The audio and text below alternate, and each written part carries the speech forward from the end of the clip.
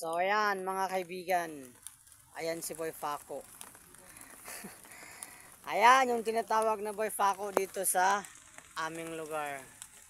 So yan, shout out sa iyo Boy Faco. Anong masasabi mo sa ano? Kasi sa panahon ngayon palagi na lang umulan, hindi tayo makapagtrabaho ng maayos. Shout out kay Boy Kawat. Mag-comment.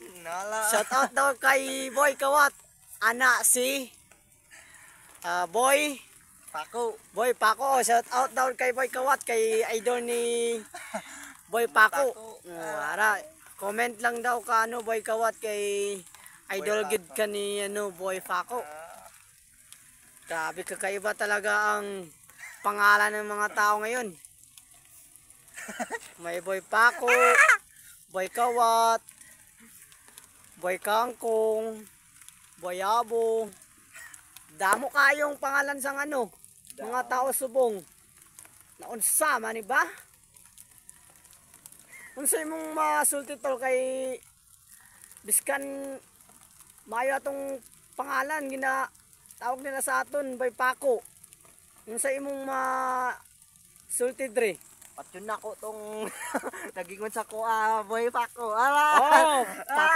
Patay gid kamo ya.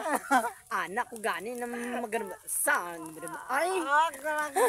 So mag-ilong ko ta guys kay kabalaman mo na ay kanang damo kayo mi balaan nga mga language.